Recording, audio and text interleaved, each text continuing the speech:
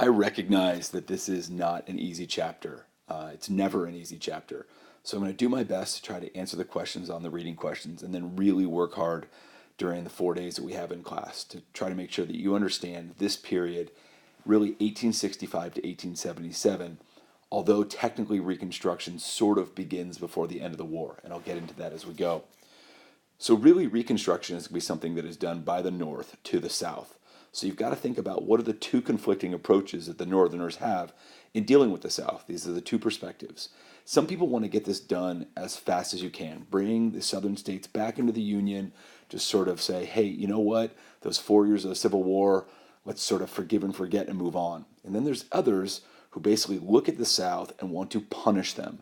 They say, you guys caused so many problems that we want to make sure that your political leaders and military leaders are imprisoned, if not executed, and we want to rebuild the South looking like the North. Again, the people that want to take this more punitive effort are the radical Republicans, led by people like Thaddeus Stevens of Pennsylvania and Charles Sumner of Massachusetts, who we last saw getting caned in the Senate by Preston Brooks. Now, part of whichever approach you had to take had to do with who actually had the power to do this. And so the question was, if these states are conquered territories, then Congress would get to recreate their governments, and that would give the radical Republicans power. However, if the states had never left the Union, that would be the president's job to reform those governments. And that's actually what Lincoln had thought. And again, Lincoln is around for the beginning of this Reconstruction, although the real Reconstruction that happens is after his death. So no matter who controlled the Reconstruction of the South, be it Congress or be it the president, the slaves or free slaves were going to be really the key question of what to do. So what would be the economic, social, and political status of the slaves? Okay, are they citizens? If they're not citizens, what are they? And so the slaves are truly going to be at the heart of the decisions, particularly that the radical Republicans are going to make, because they want free slaves to have as much power and equality as possible, whereas people like Andrew Johnson are not going to want that. So when Lincoln is still president, he actually passes something called the Proclamation of Amnesty and Reconstruction. We think of this as, quote, Lincoln's Reconstruction Plan. This was a especially lenient plan. Namely, any Confederate state could recreate their government so long as 10% of those people in the state who had voted in 1860. Again, so if 600,000 had voted in 1860, then only 60,000 would have to swear allegiance to the Constitution and the overall country. They would receive a presidential pardon, acquitting them of treason. Now, there were certain people that were excluded from presidential pardons, so it wasn't like everybody could come back. If you were a Confederate government official, if you were a senior officer in the Confederate Army or Navy, if you were a Northern congressman, or if you were someone who'd been in office or a military officer who'd left the United States to go to the Confederacy, and also those who had abused African American soldiers. All of these people would have been off limits for presidential pardons under Lincoln's plan. Now, the radical Republicans looked at Lincoln's plan and were completely against it because they favored a complete and total transformation of Southern society. They wanted to grant freed slaves full citizenship rights, and many of these were motivated by religious values, moral ideals, and again, sort of going back to people like William Lloyd Garrison some 30 years earlier, believed that all people, regardless of race, were equal in God's eyes. And these radical Republicans had hoped to replace the white Democratic planter elite with a new generation of small farmers, and they really hoped that these people would be loyal, both black and white, to the Republican Party.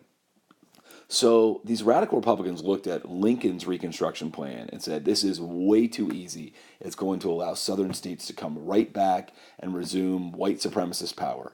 So they took that 10% plan and jacked it up to a 50% plan. So this is still during the war. Okay, this is in 1864. They said, instead of 10%, at least 50% of white males have to swear their allegiance to the Union before they can be admitted. Now, Lincoln then rejected that plan. So actually, when Lincoln dies, there is no plan. The radical Republicans looked at Lincoln and said, you've exceeded your constitutional authority.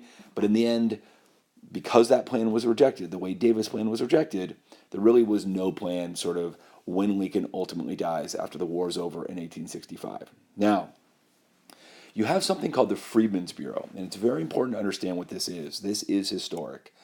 The 13th Amendment, which Lincoln had gotten passed but was not ratified before he died, technically freed 4 million slaves. It just freed them, but it didn't make sure that they had land, a home, food, jobs, education.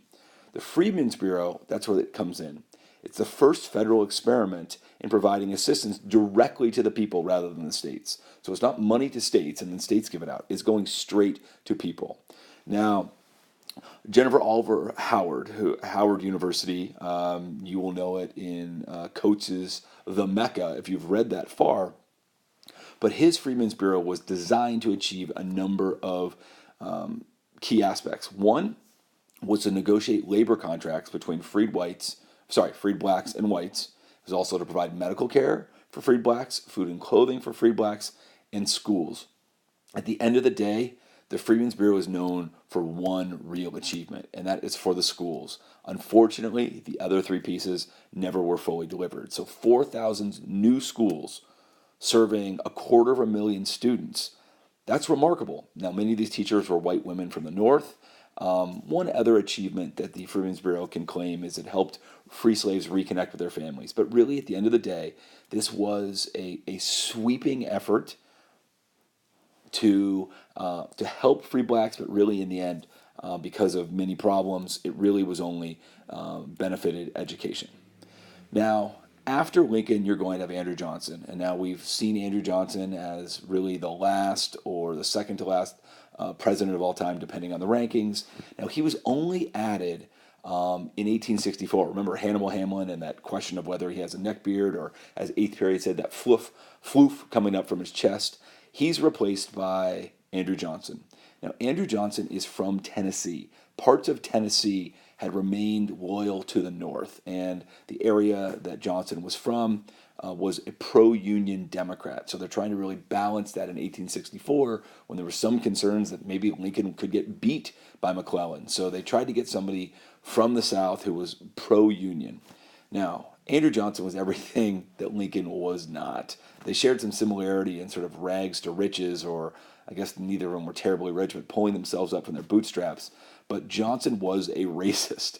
He did not want racial equality for blacks. He also didn't like rich whites. So he's going to be really interesting in terms of what his Reconstruction policies are all about. He also doesn't like Republican policies. He doesn't like the idea of spurring industrial development, again, because probably he thinks that's going to benefit the North, and he's a Southerner. And he really wants a small federal government, sort of going back to those, Jeffersonian ideas of states' rights. Now, he came up with a Reconstruction plan that he called his Restoration Plan. And now it's interesting because Lincoln dies and Congress is out of session. So technically Johnson has about 7 months to implement his Restoration Plan before the Republicans come back and sort of take it over.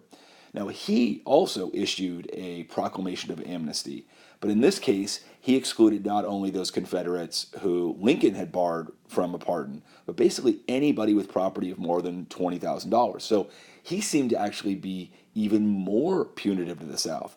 But despite the fact that his main goal was to keep the wealthiest Southerners from regaining political power, and you think, wow, okay, he's really taking it to the South, sort of like the radical Republicans would want, he ended up pardoning many of the aristocrats that he claimed to hate. So the question is, why did he change his mind?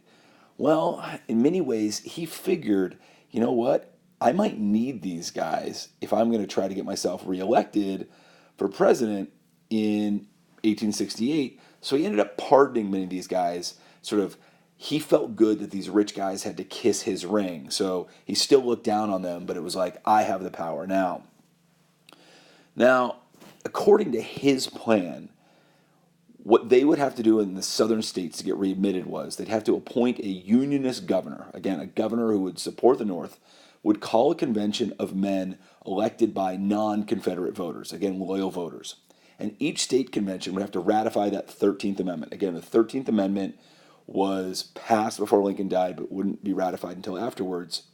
And he also encouraged these conventions to consider giving just not most blacks, but some blacks voting rights, particularly those who'd had some education or military service, so quote-unquote, the qualified blacks. And his goal here was, again, rather cynical. He wanted to pacify the radical Republicans who wanted to give, all blacks the right to vote. But his whole point was, if I can give them something, maybe that will quiet them down. Every state but Mississippi, again, the deepest of the Deep South, held a convention that met these requirements, but none of them took him up on his suggestion about black voting rights. So the radical Republicans initially look at Johnson's plan and they're like, good, he's taking it to the planter elite. But they're soon infuriated by his effort to seemingly bring Southern states back into the Union as quickly as possible, which is what they condemned Lincoln for. Now, Stevens and Sumner wanted to deny, former Confederates the right to vote and to keep them from re-electing the old planter elite. So again, they just didn't want the old planter elite to be able to come right back after being gone for 4 years. And their main goal was to enable the Republican Party to gain a foothold in the region. Their goal is to change the whole fabric of Southern society. They don't want Democrats to have power. They want to make sure that Republicans do because they want to make sure that blacks can have rights. Now, the end of 1865, we're going to see a showdown between President Johnson and the radical Republicans. And the radical Republicans had gained a majority. That's important, just a majority in Congress by the end of 1865, and they're going to take on the president. And at the end of 65, again, this is December, okay, so Lincoln not even dead a year, Johnson announced that basically a number of Southern states had been restored to the Union, all right? He tells Congress, who has this power, you have to admit the representatives from the South to the House and the Senate. The Republicans straight up refuse. They look at Georgia, who'd reelected the Confederacy's vice president, Alexander Stephens, and had looked at a bunch of other states that had reelected, military leaders from the Confederacy and lawmakers, and the Republicans denied seats to all rebel officials. This is a big step. They're basically defying what Johnson tells them to do. And most importantly, they appoint a congressional committee to develop their own plan to reconstruct the South. And this is where you're really going to get this fight between the president and Congress. Now, Congress passes a bill to renew the Freedmen's Bureau. And not only that, but it would allow the Freedmen's Bureau to begin providing homesteads, again, farms and schools to former slaves in the South and border states. And in addition, the radical Republicans also pass a Civil Rights Act, which announces that all persons born in the United States, except Indians, were citizens and entitled to full and equal benefits of the law. So you are going to have Johnson, who'd rejected the Freedmen's Bureau renewal. He's going to reject the Civil Rights Act. He rejects the Civil Rights Act because he basically says you have no right to grant citizenship to what he calls lazy former slaves who doesn't deserve it. He's upset that the Civil Rights Act is going to discriminate against whites, so he vetoes it. So he vetoes 2 bills. Now, Congress looks at him and says, we override your veto. Now, rarely ever happens. It requires 2/3 of the House and the Senate to do that. That's an awfully high threshold, but they've basically called his bluff after he called their bluff. Now, around the same time as the vetoes are going on, white mobs in the South are murdering and wounding hundreds of blacks in Memphis and New Orleans. And the radical Republicans look at this and they say, Johnson, that's on you. Your lenient policy towards white supremacists empowered them and enabled them to do this. So Congress looks at this and says, we have to do something more than simply the Civil Rights Act. Because technically, if it's just an act passed by Congress, another Congress would come in and change it. So they say, we have to enshrine this in the Constitution. So they move to pass the 14th Amendment, which is going to extend federal civil rights protection to blacks. Not just a law, but an amendment. Now, the southern states are passing these black codes. They sort of remind us of the slave codes prior to the war. And all of these black codes are different from state to state, but generally speaking, they make sure that freed slaves were not truly free. And their goal is to restore white supremacy. Now, again, it depended on what state you were in, but black marriages were generally recognized. But the codes made it so that blacks couldn't vote, serve on juries, testify against whites, attend public schools. In some states, they couldn't own farmland, own guns, and in many states, they had to be apprenticed to whites. And in nearly all states, it stipulated that adult freed slaves had to sign labor contracts or they'd be jailed as vagrants. And if they couldn't pay the vagrancy fine, which most people couldn't, they'd be hired out to work for whites as convict laborers for free. At the end of the day, black codes made radical Republicans look at this and say, how is this any different than slavery? Did we not win the war?